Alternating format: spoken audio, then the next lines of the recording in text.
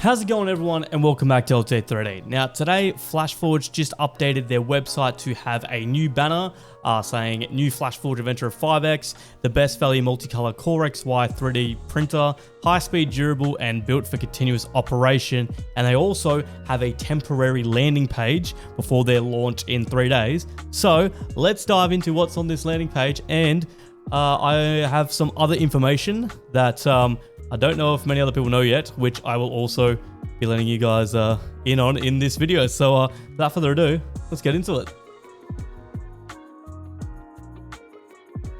So once again, another render of the Adventure 5X. They got a nice little multicolor X now, which is kind of cool. It would be nice to see that on the actual printer. I doubt they'll do it, but like it would be a cool little thing. Anyway, what to expect: 4-color printing. We already knew that. 600mm Core XY, that's probably travel speed, which is same as a 5M. Support for TPU is pretty cool because it means that you'll be able to do multicolor TPU printing with a multi-material system, which hasn't really been possible, like in terms of like Bamboo Lab and Crowdy and so forth. I know the AMS is not TPU compatible, so this is a little bit of a game changer. They have join us on 2 days, 2 hours, 18 minutes, and 54 seconds. They have some nice test prints that have come from the 5X, which are actually pretty cool. I wonder whether any of these are actually TPU or not. I guess that one is. Then they have this little printer dream thing. For every printer you purchase, essentially, they'll donate up to $20. Once it reaches the value of a 3D printer, we'll donate one to an African school. That's fantastic, Flashforge. Love to see that. And they have this little customer survey here where you can get a 10% off coupon for the Adventure 5X. So obviously they want your information, so forth, see how often you would use a printer and so forth, which is very, very cool. But I believe there's also, I've scrolled past it, a video here, which we're gonna have a look at now.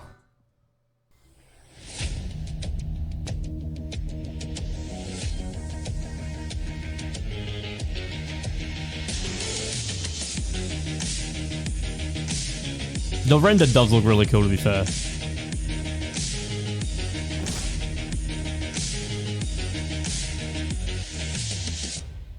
And that is it. But I do have some information which I'm going to share with you guys as well. I have some other images. I've done a little bit of digging once again on Flashforge's website, and I have found some images before release. One is another image of the Adventure 5X with the spool holders now. So we can actually see the spool holders on the side here, which are kind of interesting in design, but you know, we can see where they sit. And then we can now see where the cutter pin is. So like other machines, they have a cutter pin. This one is at the front left of the machine. And then obviously at the back of the machine, they'll have the purge section. And we get a better view of this IFS unit with 1, 2, 3, 4, and just an arrow showing which way it goes in. We obviously have the top as well, which is similar to other multi-material system 4-in-1 heads there. Very similar to the A1 in a way as well, A1 and A1 Mini. And then we have this image, which essentially is a nice diagram showing us everything we need to know about this 5X. The IFS unit, the 4 spool holders, Ethernet port in the back, power port and switch, the waste outlet where it's located. I would have loved to see them come up with something like for the side instead of out the back like everyone else's, but I guess that's sort of the thing right now, is waste at the back. So then you got the IFS port. So this is just once again confirming it is 100% called the IFS. I haven't seen what IFS stands for yet. If I find out before release, I'll let you know, but I'm still assuming it's something like Intelligent Filament System or something. Not sure. Belt tensioning, and then, yeah. The other images I have as well to show you are more to do about the build plate. So we have the build plate here. Obviously, there's a little tab on the side, which I mentioned in my last video, I think is to do with LiDAR. What I'm about to show you next is pretty much confirmation that it's either LiDAR compatible or it's, you know, like upgradable to LiDAR by purchasing a LiDAR sensor to go onto it.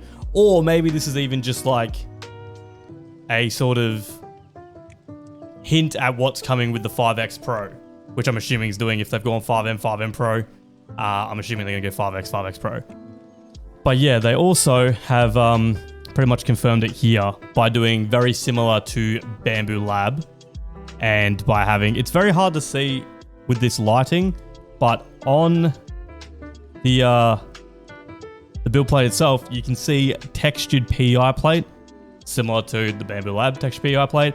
And then you have your essential, what do you call them?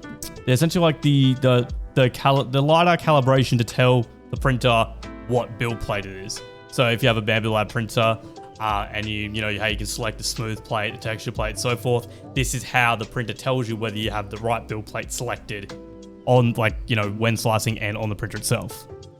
We also have this, which is the head, the inside of the head, and as I suspected, they have remade a new hot end for this, similar to sort of the Bambu Lab A1 Mini, which explains why there's no red pull tabs at the bottom of the extruder head.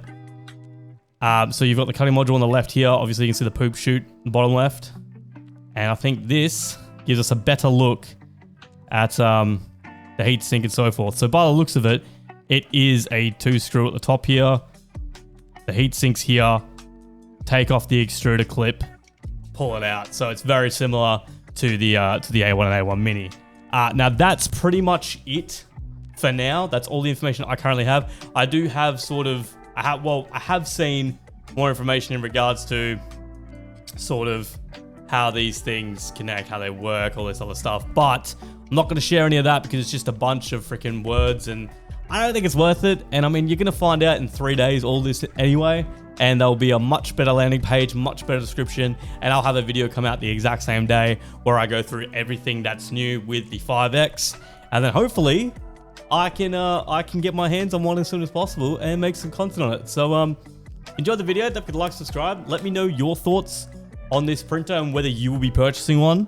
Let me know your thoughts on the new nozzle assemblies and the multicolor, and whether you think there's going to be LiDAR, and whether you think they're going to make the IFS backwards compatible, because there are rumors, all 3DP put out that Flashforge is confirmed with them, it's not going to be backwards compatible.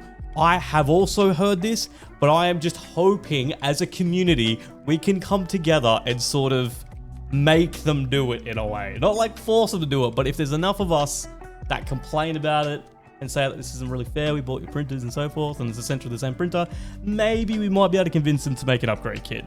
But anyway, as I said before, if you enjoyed it, if you like, subscribe. I'll keep you updated if there's anything else between now and 3 days from now, which I doubt there will be, but if there is, I'll let you know. And as always, happy printing.